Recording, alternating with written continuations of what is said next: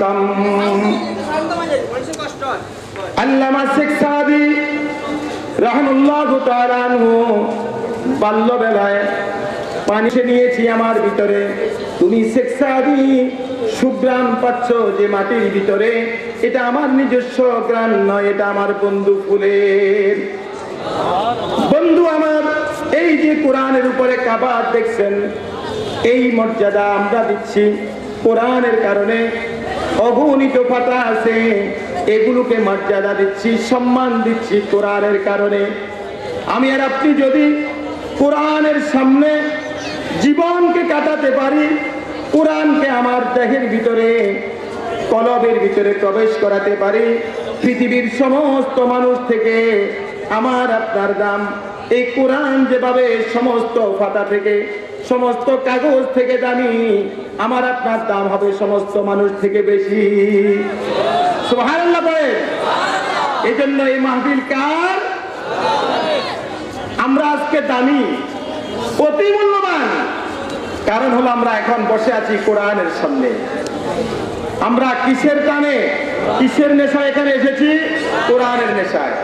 পৃথিবীতে যত মানুষ কোরআনের কথা বলবে আল্লাহ তাআলার কাছে, পৃথিবীর মানুষের কাছে ওই ব্যক্তির দাম সবার থেকে বেশি। ঠিক কিনা বলেন? তিরমিজি শরীফের হাদিস, কোন ব্যক্তি যদি রাতের বেলায় কোরআনের একটি আয়াত মনোযোগ দিয়ে শুনে, আল্লাহ তাআলা তার আমলনামায় কম পক্ষে কবুল হওয়া 500 রাকাত নফল নামাজের সওয়াব লিখে দিবেন। সুবহানাল্লাহ। আমরা যারা কোরআনের আয়াতগুলো শুনবো, আল্লাহ তাআলা আমাদের আমলনামায় সে সওয়াব দিবেন। কবি সম্রাট আল্লামা খাকারি বলতেছেন, বসসিদালে ইমানি মাহাত্তাত শুদ বাখাকানি কে একে দম্বা খুদা বুদান বেয়াস্তকে সুলাইমানি গলত গুপ্তি খাতা কর দি হकीकत নামি জানি কে কে দম্বা খুদা বুদান বেয়াস্তকে দো জাহানি। কবি সম্রাট, ফারস্য কবি সম্রাট আল্লামা খাকানি রহমতুল্লাহ আলাইহি নাম অনেকে শুনেছেন। তিনি ছিলেন কবিদের সম্রাট, তিনি ছিলেন আল্লাহওয়ালা, তিনি ছিলেন আল্লাহর জীবন্ত একজন ওলি। তিনি গবেষণা করলেন যারা কোরআনের আলোচনা শুনে তাদের নিঃশ্বাসকে নিয়ে, কি নিয়ে? নিঃশ্বাস। আমাদের নিঃশ্বাস যাইতেছে, প্রবেশ করতেছে। একজন মানুষ বলেন আমার নিঃশ্বাস আসতেছে না, যাইতেছে না। আছে কেউ এখানে? থাকতে পারে কেউ? রাতের বেলা যখন আমরা ঘুমিয়ে পড়ি সব বন্ধ হয়ে যায়, কিন্তু নিঃশ্বাস চালু থাকে। ঠিক কিনা বলেন? ওই নিঃশ্বাসের দাম। দোকানে বসে আমরা নিঃশ্বাস ফেলাই, ব্যবসা করতেও নিঃশ্বাস ফেলাই, উঠাই। কোরআনের মাহফিলে আমরা নিঃশ্বাস ফেলতেছি। ঠিক কিনা বলেন? একটা নিঃশ্বাসকে নিয়ে তিনি গবেষণা করলেন। কত বছর? 30 বছর। 30 বছর পরে তিনি বলতেছেন, বসসিদালে ইমানি মাহাত্তাত সদা বাখাকানি কে কে দম্বা খুদা বুদান বেয়াস্তকে সুলাইমানি। ও দুনিয়ার মানুষ শুনো, হৃদয়ের কান দিয়ে শুনো, অন্তরের কান দিয়ে শুনো। পৃথিবীর কোন মানুষ যদি কোরআনের সামনে বসে আলোচনা শুনে কোরআনের, আর এই অবস্থায় যদি একটা নিঃশ্বাসও পেলে, ওই একটা নিঃশ্বাসকে নিয়ে আমি গবেষণা করলাম 30 বছর পর্যন্ত। 30 বছর পরে আমি গবেষণা করে আমার গবেষণার ফল পেলাম। আমি নিজে নিজে সাধনা করে রিসার্চ করে বের করলাম এই একটা নিঃশ্বাসের দাম। আল্লাহ তাআলা দুনিয়াতে সুলাইমানকে বাদশাহ বানালেন, নবুয়ত দিলেন। ঠিক কিনা বলেন? নবুয়ত দিয়ে আল্লাহ তাআলা তাকে বিরাট একটি তখ্ত দিলেন, যার ডান পাশে 30,000 মানুষ, মন্ত্রী, মিনিস্টাররা বসতে পারতো। বাম পাশে 30,000 জিন, মন্ত্রী, মিনিস্টাররা বসতে পারতো। পিছনে 3 লক্ষ মানব দানব বসার জায়গা ছিল। এত বড় তত্ত্ব দিয়ে আল্লাহ সুলাইমানকে যে সম্মানিত করলেন, আল্লাহর কোন প্রেমিক যদি কোরআনের কথা শোনার জন্য বসে, একটা নিঃশ্বাস ফেলে, ওই একটা নিঃশ্বাসের দাম হলো সুলাইমানকে আল্লাহ তাআলার দেওয়া ওই তখ্ত থেকেও দামি। সুবহানাল্লাহ আসতে বলেন আপনারা। সুবহানাল্লাহ। আপনাদের বাড়ির কাছে কারো দুশমন হইতে পারে, ঠিক কিনা বলেন? কার কার দুশমন হাত তোলেন? সুবহানাল্লাহ। কার কার বন্ধু? লিল্লাহি তাকবীর। আল্লামা কাকানি আরো 30 বছর গবেষণা শুরু করে দিলেন।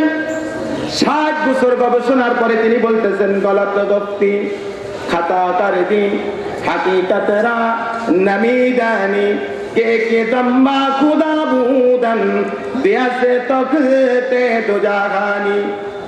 প্রথম 30 বছর গবেষণা করে আল্লাহর প্রেমিকদের একটা নিঃশ্বাসকে নিয়ে গবেষণা করে বললেন, একটা নিঃশ্বাসের দাম কোরআনের শ্রোতাদের, একটা নিঃশ্বাসের দাম হলো সুলাইমান আলাইহিস সালামকে দেওয়া তখ্তের মতো।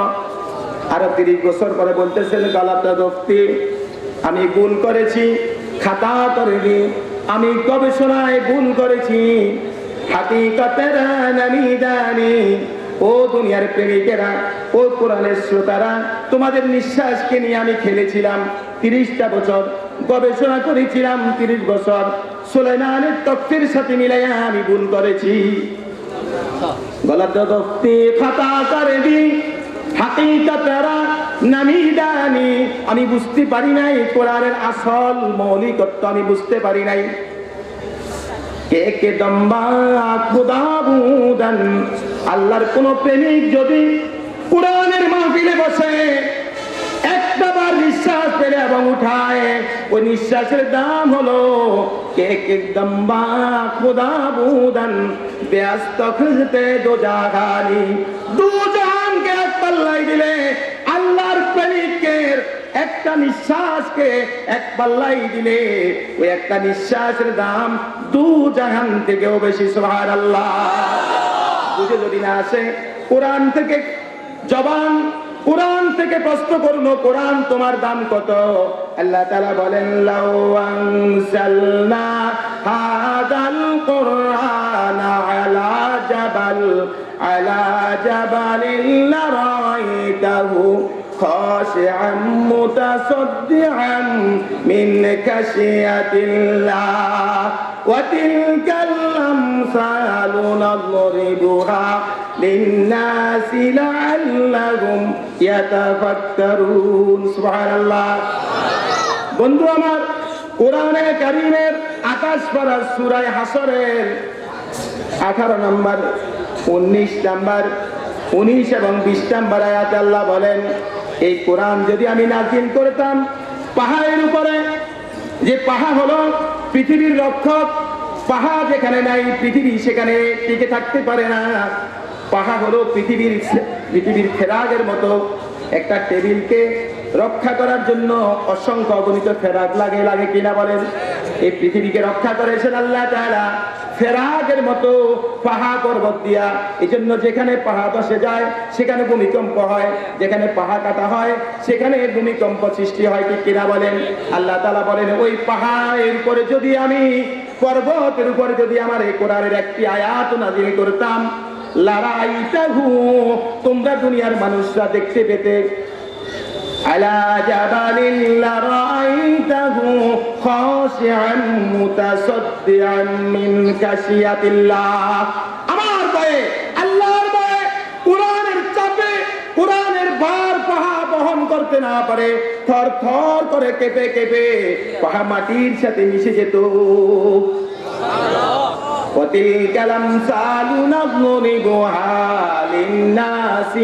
অথচ এই কোরআন আমি নাযিল করেছিলাম মানুষের উপরে, ঠিক কিনা বলেন?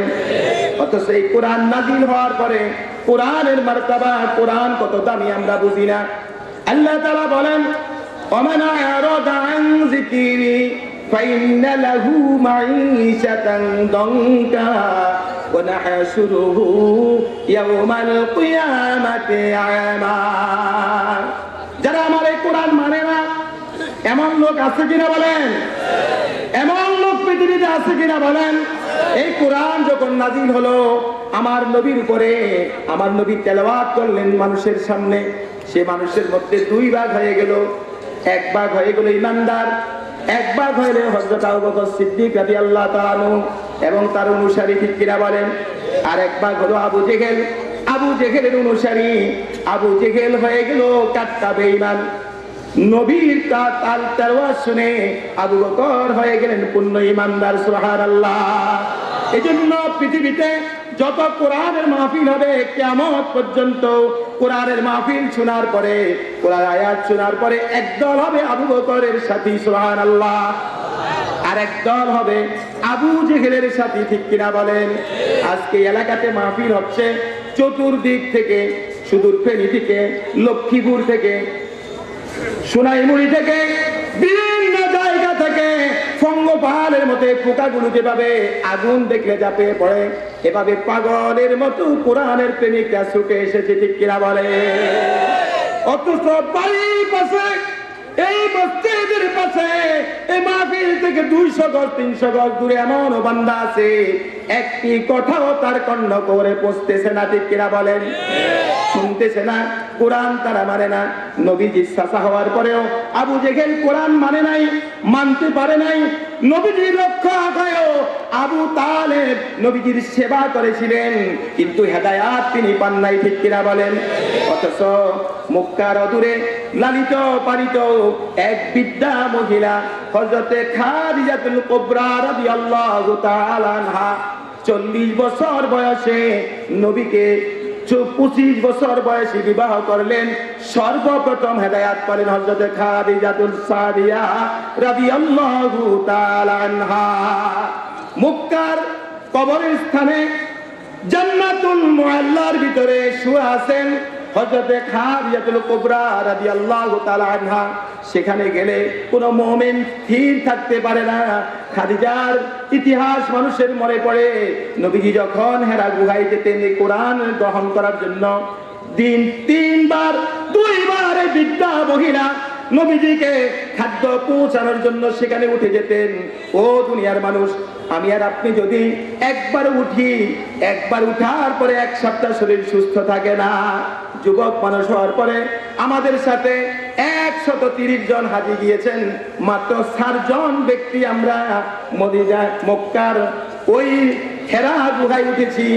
সত্যিকার ভাবে বলতেছি, 1 সপ্তাহ 15 দিন পর্যন্ত শরীরটা অসুস্থ ছিল। অথচ হযরতে খাদিজা নবীজির এত প্রেমিক ছিলেন, ইসলাম ধর্ম গ্রহণ করেছেন।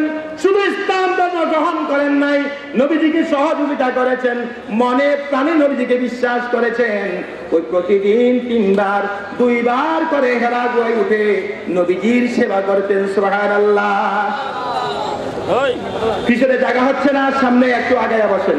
আমাদের দক্ষিণ পাশের প্যান্ডেল হাজার গায়রুল্লাহ মাবুদ তুমি শুধু এক আল্লাহ, লা ইলাহা ইল্লাল্লাহ, লা ইলাহা ইল্লাল্লাহ, লা ইলাহা। আওয়াজ কমান, আওয়াজ কমান। লা ইলাহা ইল্লাল্লাহ। আওয়াজ কমে যাবে, পর্দা উঠে গেলে আওয়াজ ছড়িয়ে পড়বে ইনশাআল্লাহ। ধীরস্থিরভাবে আলোচনা শুনতে পারবেন। আমি আল্লামা রফিকুল্লাহ আফসারীকে স্টেজে আসার জন্য বিনীতভাবে অনুরোধ জানাচ্ছি।